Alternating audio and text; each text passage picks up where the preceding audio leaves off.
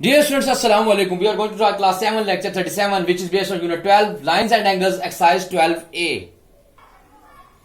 जी तो student question exercise 12 का question number 1 हमारे पास है। देखिए क्या लिखा हुआ है, draw a line segment of 6.6 A B 6.6 centimetre bisect it perpendicular at and using a ruler and set square. हमने क्या करना है, एक 6.6 सेंटीमीटर की लाइन ड्रॉ करनी है, एक लाइन सेगमेंट हमें दी हुई है। अब इसको देखिए सॉल्व करने का तरीका क्या है। अब मैंने क्या किया, एक ए बी एक लाइन ड्रॉ की, ए और बी लाइन ड्रॉ की, कितनी 6.6 सेंटीमीटर की।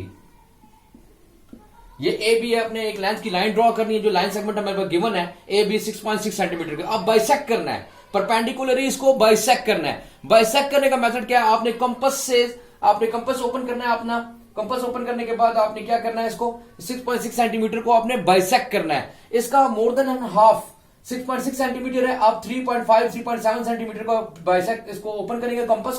कंपास लेंगे, कंपास ओपन करेंगे 3 यहां से इसको, इसकी मोर देन हाफ इसको ओपन करेंगे।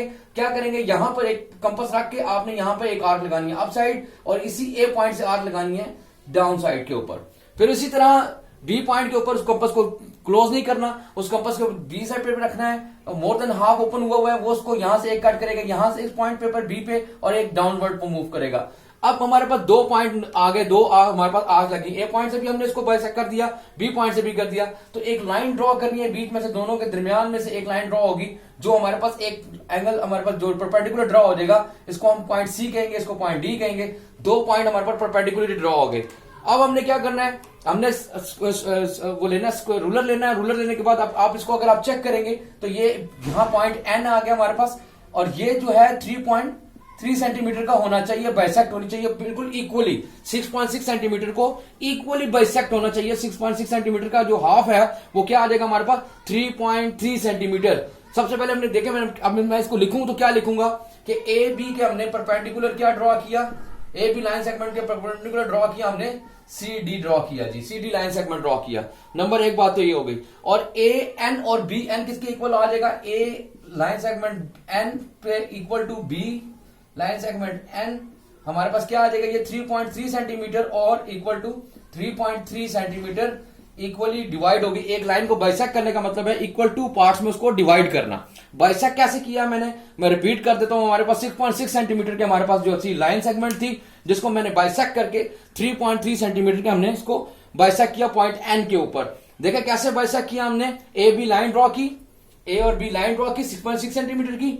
उससे क्या किया, फिर मैंने कंपास में पेंसिल को लगाया, कंपास से क्या किया, ए पॉइंट से लेके इसके मोर देन हाफ 6.6 सेंटीमीटर है, हमने क्या किया 4 सेंटीमीटर की या 4.5 सेंटीमीटर की, यानी मोर देन हाफ कंपास को ओपन किया। इस लाइन से हाफ से ज्यादा मैंने कंपास को ओपन किया।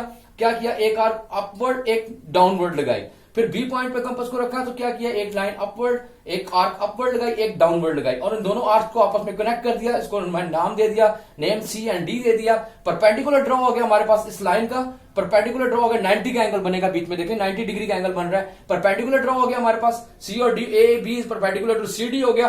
फिर रूलर लेंगे, हमारे पास क्या होगा, उस रूलर से क्या करेंगे, इसको लेंथ को हम क्या करेंगे, मेजर करेंगे। तो हमारे पास ये कितनी हो जाएगी, 3.3 और 3.3 सेंटीमीटर बोथ एंड पे। ये देखें ए और एन और बी और एन जो हमारे पास बनेगा वो 3.3 सेंटीमीटर हमारे पास ये बाइसेक्ट हो जाएगी, इक्वली 2 हिस्सों में डिवाइड हो जाएगी। तो हम इसको क्या कहेंगे, ये क्या हो जाएगा हमारे पास, बाइसेक्टर हो जाएगा। फिर मैंने लिखा क्या, A B perpendicular to C D, मैंने ए बी के परपेंडिकुलर ड्रॉ किया, क्या सी डी को ड्रॉ कर लिया, और ए एन और बी एन इक्वल है आपस में, यानी कि दोनों पार्ट 3.3 सेंटीमीटर के आप जब ड्रॉ करेंगे तो आपके पास देखिएगा इक्वली लाइन जो है वो बाइसेक्ट हो जाएगी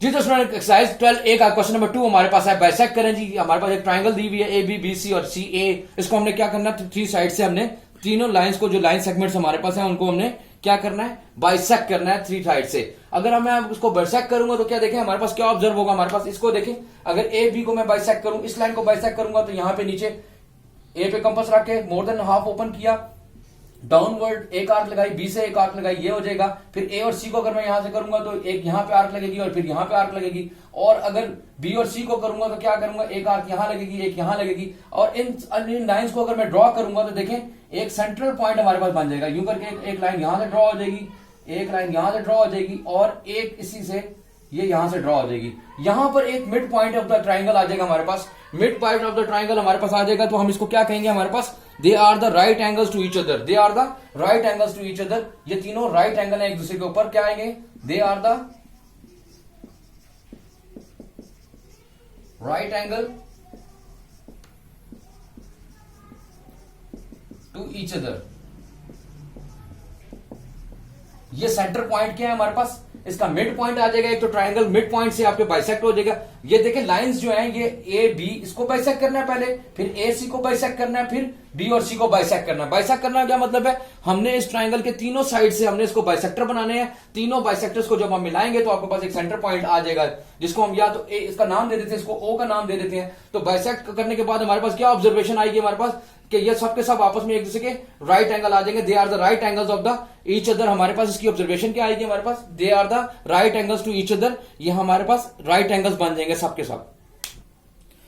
जी तो स्टूडेंट हमारे पास एक्सरसाइज 12A का क्वेश्चन नंबर 3 क्या है, if in the given line in the given figure A B is parallel to C D and P Q is transversal cutting the 2 points, find the angle X and angle Y. हमारे पास question क्या है, देखिए मैं यहाँ पे figure भी बनाई हुई है, हमारे पास ए बी और बी सी डी जो है पैरेलल है, एक दूसरे के दोनों लाइंस जो है आपस में पैरेलल है, और इनको कट करी एक और लाइन जो ट्रांसवर्सल लाइन है पी क्यू डिफरेंट पॉइंट्स के ऊपर जो कट कर रही है। तो हमारे पास क्या फाइंड आउट करना है, हमने एक्स और वाई का एंगल फाइंड आउट करना है। हमने क्या फाइंड आउट करना है, एंगल एक्स फाइंड क्या करना है, एंगल एक्स फाइंड करना है और एंगल वाई फाइंड आउट करना है आपने। तो सबसे पहले तो देखिए हमारे पास ये देखा ऊपर इस वाई के कॉरस्पॉन्डिंग एंगल जो दिया हुआ है वाई और 140 एंगल दिया हुआ है वाई के कॉरस्पॉन्डिंग एंगल जो कहलाता है। तो वाई एंगल हमारे पास क्या हो जाएगा, सोल्यूशन में हम स्टार्ट करेंगे, सोल्यूशन स्टार्ट करते हैं, इसका क्या आ जाएगा हमारे पास, देखें कि सबसे पहले तो y और ये 140 के जो है सेम एंगल्स हैं, यानी कि एक दूसरे के कॉरस्पॉन्ड कर रहे हैं। तो हमारे पास क्या कहलाएगा, angle y is equal to 140 degree, और उसमें लिखेंगे कॉरस्पॉन्डिंग एंगल्स है, ये कॉरस्पॉन्डिंग एंगल यानी एक दूसरे के आमने सामने एंगल है, ये दोनों कॉरस्पॉन्ड कर रहे हैं एक दूसरे के। यानी इस वाली लाइन का अगर ये वाला एंगल 140 का है तो ये वाला भी 140 का, इस लाइन का ये वाला जो एंगल है 140 डिग्री का ही होगा, यानी कि ये और ये आपस में कॉरस्पॉन्ड कर रहे हैं आपस में, ये क्या कहलाएंगे, कॉरस्पॉन्डिंग एंगल कहलाएंगे। अब जरा y एंगल हमारे पास फाइंड हो गया, 140 डिग्री का आ गया। अब हमने क्या करना है, x एंगल फाइंड करना है। अब जरा गौर से देखिएगा इस फिगर को, तो मैंने ये देखे ये x और y इन दोनों को अगर मैं यूं करके सेमी सर्कल ड्रॉ करता हूं एक, तो ये कितने डिग्री का बनता है, x प्लस वाई अगर मैं करूं तो 180 डिग्री का बनता है। x प्लस वाई कितना बनता है, 140 डिग्री का। तो हम क्या करेंगे, लीनियर पेयर है ये दोनों, एक ही लाइन के ऊपर ड्रॉ करें, लीनियर पेयर कहलाते हैं। तो x और y क्या हो जाएगा हमारे पास, angle x plus angle y is equal to 180 degree हमारे पास आ गया। इन दोनों को यानी प्लस करूं तो क्या होगा, लीनियर पेयर है ये, क्या होगा यहां पे लिख दे चाहे तो लीनियर पेयर, यानी एक ही लाइन के ऊपर ड्रॉ हो रहे हैं दोनों एंगल, तो क्या होंगे ये लीनियर पेयर्स कहलाएंगे। तो लीनियर पेयर्स x और y।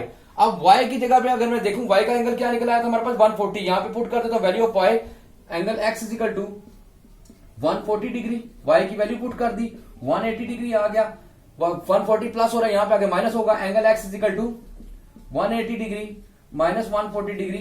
तो हमारे पास एंगल x क्या आ जाएगा, 180 में से 140 माइनस कर दिया तो 40 डिग्री हमारे पास क्या आ जाएगा, ये इसका आंसर आ जाएगा। क्या आएगा हमारे पास, देखें मैंने फिर रिपीट कर रहा हूं दोबारा से, क्या किया हमने 140 और y जो है वो कॉरस्पॉन्डिंग एंगल्स हैं एक दूसरे के। तो मैंने क्या कहा, अगर ये वाला एंगल 140 का है तो y भी 140 डिग्री का हो जाएगा, ये कॉरस्पॉन्ड कर रहे हैं एक दूसरे को, एक दूसरे के सामने के एंगल बने हुए हैं, सेम एंगल्स हैं ये। 140 हमारे पास आ गया। दूसरा जो मैंने x एंगल फाइंड करना था, तो ये देखिए मैंने सेमी सर्कल बनाया, ये x plus Y is equal to 180 degree, यानी कि लीनियर पेयर हैं आपस में एक दूसरे के सामने जो है पूरा जो सेमी सर्कल ड्रॉ कर रहे हैं। तो इन दोनों का जो सम होगा वो 180 डिग्री का। एक सेमी सर्कल कितने का होता है, फुल सर्कल 360 डिग्री का होता है, तो सेमी सर्कल हमारे पास 180 डिग्री का हो गया। तो x plus Y is equal to 180 degree, ये क्योंकि लीनियर पेयर्स हैं, और y की वैल्यू जो है 140 मैंने पुट कर दी वहां पे इस इक्वेशन के अंदर। तो मैंने क्या किया, y is equal to 140 degree put किया, 140 को माइनस किया, तो x की वैल्यू हमारे पास क्या आ रही है, एंगल x इसके बराबर आ गया हमारे पास 40 डिग्री, यही हमारे पास आंसर है। y is equal to 140 degree और x is equal to 40 degree हमारे पास इसका आंसर आ गया। जी तो स्टूडेंट लेक्चर 37 का हमारे पास होम टास्क या होमवर्क क्या है, एक्सरसाइज 12A के क्वेश्चन नंबर 1, 2 एंड 3 जो भी मैंने सॉल्व किए हैं, आपने क्या करना है, नीट क्लीन एंड क्लियर अपनी कॉपीज के ऊपर सॉल्व करना है।